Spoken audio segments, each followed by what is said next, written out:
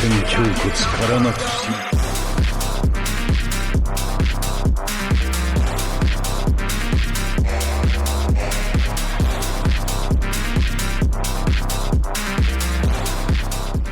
Hey guys, MrPokke here, back with another video. Today we will be going through the reasons why CN love using Huohuo as well as her relevant team compositions that seeks to greatly improve our playing experience. Right now there has been a substantial number of player base who are comparing Huohuo's capability as a unit with the likes of Luocha and Fuxuan, saying that because she can't sustain as well as the other two sustain units and therefore her value is not going to be as recommended for players to pull.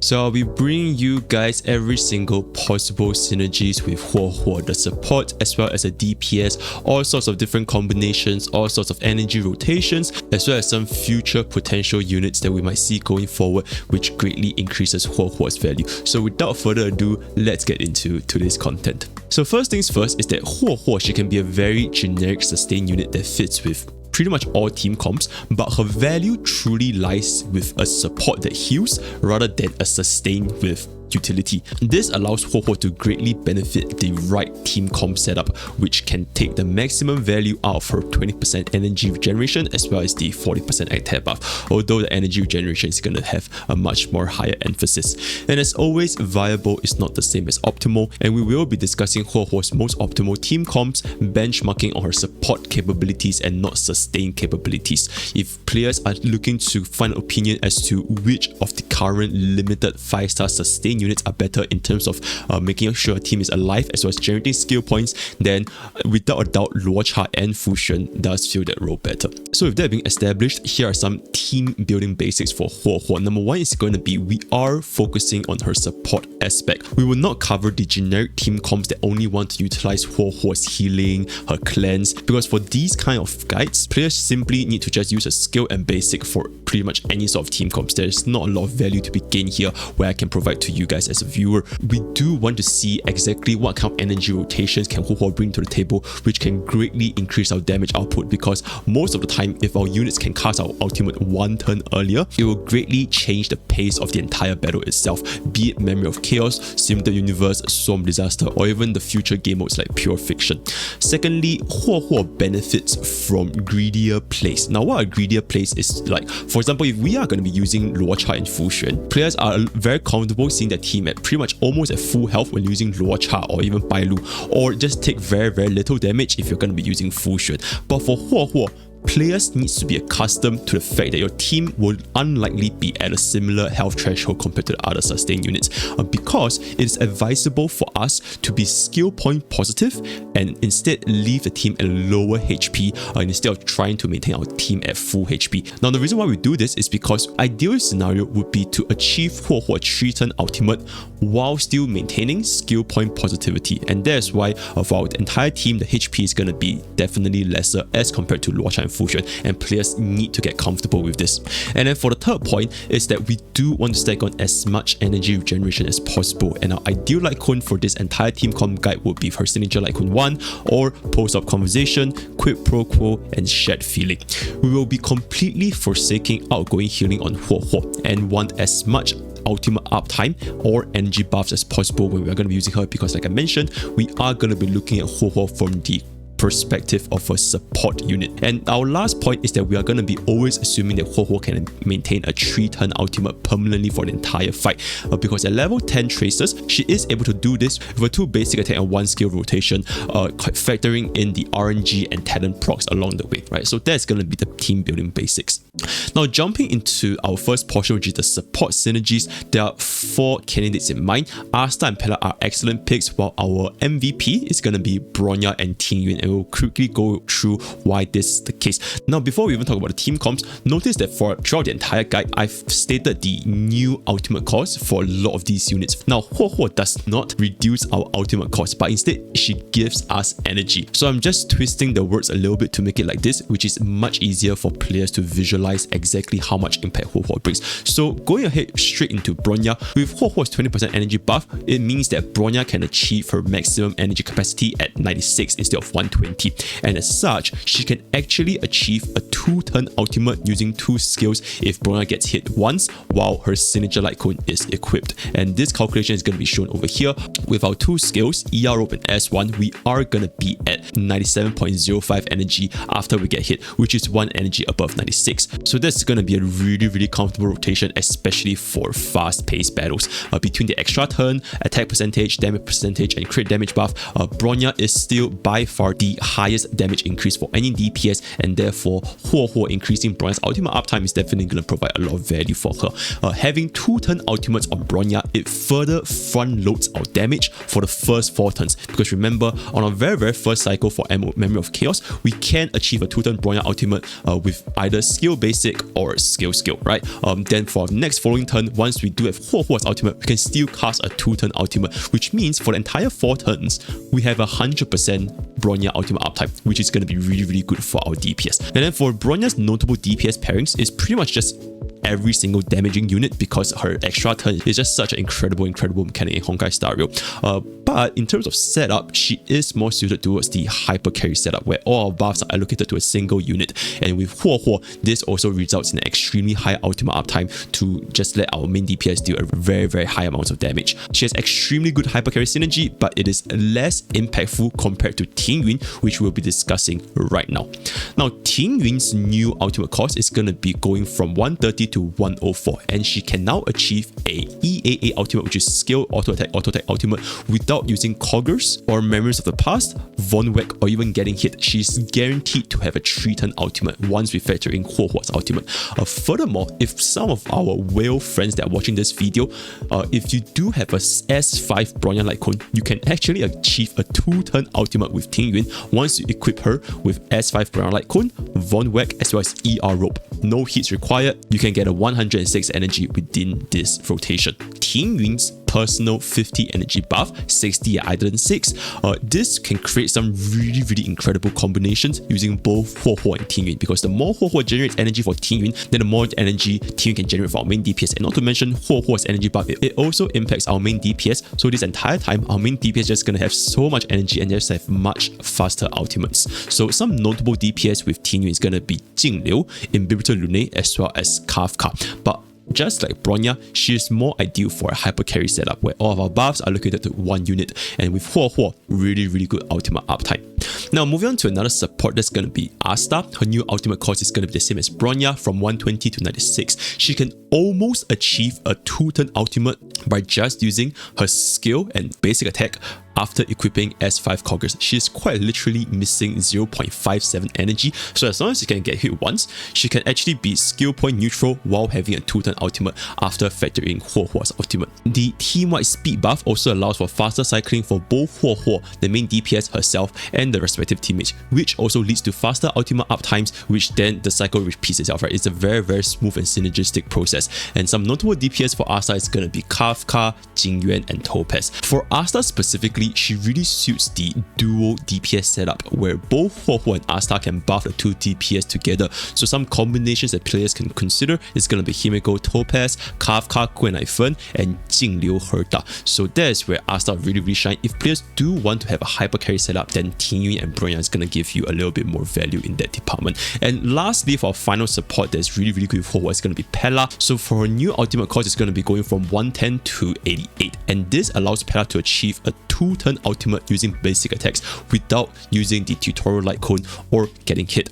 And as for Pela, she is our current only AoE defense reduction, and Huohuo excels with DPS that are multi-targets. In case you guys haven't noticed, so some DPS like Kafka, Jingliu, Imbibitor Lunae, Himeko, Topaz, Jingyuan, they are all AoE targets most of the time, right? So AoE content, we can easily achieve 100% defense down uptime with Pela, or if you just want to do even more damage using Pela, you can now run the resolution light cone for further defense reduction. And as I mentioned a lot of times, defense reduction stacking is absolutely insane in Honkai Stario. So Pela really good for AoE content, which is pretty much every single endgame content. Now moving on to some honorable mentions, it's gonna be Hanya and Yukong. Now, Hanya's ultimate cost has been reviewed in the gameplay at 140, and as we all know, high energy cost units will always gain a lot more value from Huohuo's energy since it's based on their percentage of their maximum energy. So as to exactly what Hanya's rotation cycles are, we're gonna have to wait for actual release before I do up her CN analysis. And then for Yukong, she unfortunately cannot afford to lack skill point being allocated to her, which is where her buffs are tied to unless we have an E6 Yukong. So even though Huohuo gives Yukong higher ultimate uptime since there's a 20% energy, it doesn't change the fact that we still need to allocate skill points to the Yukong to ensure that our DPS does get any form of buffs. As long as our Yukong uses an auto attack, now DPS will not be able to gain any buffs unless we have E6. So for that reason, it's not going to be as optimal compared to the previous Huohuo units. Now moving on to the DPS synergies with Huohuo, honestly, every single DPS to some extent benefits from Huohuo's ultimate recharge because 20% energy is 20% energy. You pretty much can cast your ultimate an extra turn, especially considering that most of our DPS we're not running energy regeneration rope, so this extra energy is going to be very beneficial. But I've basically narrowed down to 4 main DPS that really benefits from this 20% energy, namely Jingliu, Imbibitor Lunae, Jingyuan, as well as Kafka. Now, talking about Imbibitor Lunae first, he has the highest damage increase between with and without Huohuo for both E0 and E2 Imbibitor Lunae. Now, as we know, Imbibitor Lunae's dragon scales, it is tied to his ultimate usage, so having a cost reduction from 140 to 112, especially after we use Tingyun's ultimate with Imbibitor Lunae, he can now maintain a 2-turn ultimate with 3 enhanced basic attack twice. So this will greatly reduce Imbibitor Lunae's skill point issue at E0, and if we are going to be using an E2 Imbibitor Lunae, he'll have untouchable damage output, quite literally the strongest damaging unit in our entire game right now, and no one even comes close as to how much damage this really is. But that being said, it is not advised if players' teams, especially players in Imbibitor Lunae, they are not dealing enough damage and we cannot clear a stage extremely quickly, because if we need to use more skill points for Huohuo to generate heals, and this will definitely face a lot of skill point pressure for Imbibitor Lunae, which previously was using Luocha, an excellent skill point generator. So it is only advised if players in Imbibitor Lunae can quite literally clear the stage really quickly before we go into very low health where we are forced to use Huohuo's skill more frequently. And another excellent DPS unit for Huohuo is going to be Jingliu. Now, note that even without a specialized team, Jingliu is more than capable of clearing pretty much every single endgame content because she is one of, if not the strongest E0 unit we have right now, right? So whether you want to use Huohuo, you want to use Luocha, you want to use Fuxuan, they pretty much all work with Jingliu. Now that we have Huohuo, she can now deal obscene amounts of damage when paired with Tingyun and Pela, or even Bronya. Notably, she can maintain a 100% spectral transmigration uptime if the fight is short enough. Somewhat similar to Imbibitor Lunae, we want to end a fight really fast before we face into skill point issues for Imbibitor Lunae. Then for Jingliu, we also want to end the fight really fast before we run out of our spectral transmigration, where her damage will definitely fall off by a very large margin. Now, so what Huohuo does for Jingliu is that from 1 ultimate into 3 enhanced basic attack, she can now let Jingliu cast 2 ultimate, which gains another enhanced basic attack stacks, and this will drastically improve with Tingyun to greatly increase the ultimate uptime. The entire time of this video, I've seen, for example, a testing I've done in Memory of Chaos 10 first half, she was pretty much in her enhanced state the entire time of the fight and didn't even exit spectral transmigration, and all of the units basically just died. So if players can achieve this kind of damage output with Jingliu, then Huohuo is going to make her life a lot easier. And overall, Jingliu is also one of the lowest barrier to entry to zero cycle and MOC stage, just because of how easy she is when it comes to relic investments as compared to Imbibitor Lunae, right? Now, moving on to another excellent unit that's gonna be Jingyuan, and technically also Topaz, right? All of our follow-up units. Now, for both Jingyuan and Topaz, they are guaranteed to have a 3-turn ultimate instead of their previous 4-turn ultimate, assuming they are at E0. But for Jingyuan, this damage increase is extremely substantial. For Topaz, you can see that with Huohuo, her damage increased by 13.6%. For Jingyuan, this damage increase went up to almost 30%, and this is final damage increase. Now, why is this case? Is because Jingyuan's damage is largely tied to our Lightning Lord stacks, right? And this will benefit from a higher ultimate uptime. So previously, if Jingyuan, especially for players without a good Tingyun, or if you have to use team for another team, he pretty much is stuck to 4-turn ultimates unless he can kill mobs very consistently. But now that we do have Huohuo, he can now have a 3-turn ultimate pretty much 100% of the time. And between this energy as well as the cleanse that Huohuo provides, it is a much smoother playing experience for Jingyuan players, and definitely much more impactful than even Fu Xuan or Luocha for Jingyuan. Finally, for our last unit that we can talk over a little bit, is going to be Kafka and her DOT team comps. So for Kafka, her ultimate cycle doesn't really change with Huohuo that much, and that's because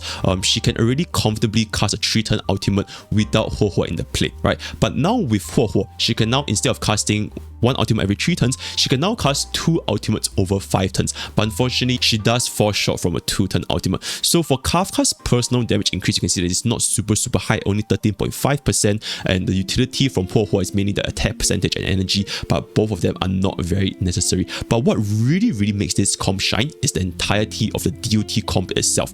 If we pair Kafka with a secondary DOT unit, now our damage will drastically increase because our 3 4-star DOT units, they can now transition from a 4-turn ultimate into a 3-turn ultimate once we add Huohuo into the team. So if we were to do a team comp such as Kafka plus 1 DOT unit, and like I mentioned earlier on, Asta with the speed buff and attack buff, this can be a very comfortable team for players to try.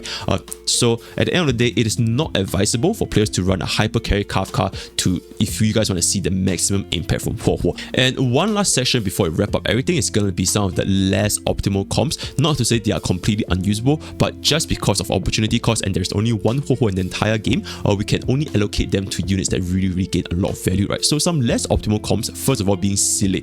Number 1, Silly rarely face any energy issues for herself due to her mob clearing capabilities, and whenever you kill a mob, we gain 10 energy. So her energy cycle is not very consistent, and the 20% energy that Huohuo provides is more or less a give or take. As well as the attack buff provided is also not really appreciated by Silly, just because she is almost 100% of the time going to be used in a hyper carry setup. So she's going to have Tingyun, she's going to get Pela, she's going to get Bronya, or she could even get Yukong. So a lot of these units have a lot of buffs, so the 40% attack buff really doesn't impact Silly that much, and as such, more sustained would be preferred. So units like Fu Xuan, Japart, or even Luocha, just to make sure that players have a more comfortable playing experience, will be more appreciated. And another unit is going to be Blade. I think this goes without saying. Blade is a HP percentage scaling unit, so Huohuo's attack buff has really low value on Blade. While Blade also does not face a lot of energy issues due to the likelihood of Blade getting hit. In contrast, Link's taunt value for Blade is going to be much more synergistic, since Blade is someone that takes quite a bit of damage compared to other units, and then Link's increased taunt value allows him to trigger more follow-up attacks, so therefore Huohuo is going to be not as optimal in this regard. And then one honourable mention is going to be Argenti. Now Argenti's ultimate has been revealed to have 2 phases, as well as having a high energy cost since the trailer event from back in 1.5 first release, and Huohuo will be likely extremely synergistic with Argenti, and I've mentioned this back in my CN pool opinions video, right? So if players want to get both Huohuo and Argenti, definitely can consider the potential outcome we can have, because like I mentioned, high energy cost units will always have a lot of benefits from Huohuo, right? So we are going to be looking forward to Huohuo Tingyun for some really interesting combinations where we can run with Argenti, and for that, stay tuned to that in the future. Now in summary, Huohuo is already a universal sustain unit just based on the fact that she can easily solo sustain our entire team, but the true strength lies in vastly improving our ultimate cycling for the entire team. This often saves one entire action, which enables our team to cast our ultimate 1 turn earlier. Now as we get more and more energy batteries and high cost units in the future, Huohuo support capabilities will see exponential demand and value. Now it is hard to determine a best team. This goes to show for almost every single one of my guides, since the benchmark for MOC 10 0 cycle, it is very easily achieved without having a very optimal team comp, and we will need a higher stress tense environment in the future, such as pure fiction as well as MOC 12 coming in 1.6 to really determine what is the best team. But for some sample teams, we can see that the hyper carry team comp, we can run Imbibitor Lunae, Tingyun and Pela, and then for sample dual DPS comp, we can try Kafka plus DOT with Pela or Asta, right? At the end of the day, experiment with yourself, since theory can only go so far. And with that, we've come to the end of today's content. If you guys want to engage in further discussions, feel free to check out my Discord at Pokke's Village, where we have a very active community talking about Honkai Star Rail on a daily basis. If you guys want to check out my stream, that's going to be twitch.tv/MrPokke. I stream 2 to 3 times a week, and the schedule will be updated on Discord as well. Right, with that, we've come to the end of today's content, and I'll see you guys next time. Take care.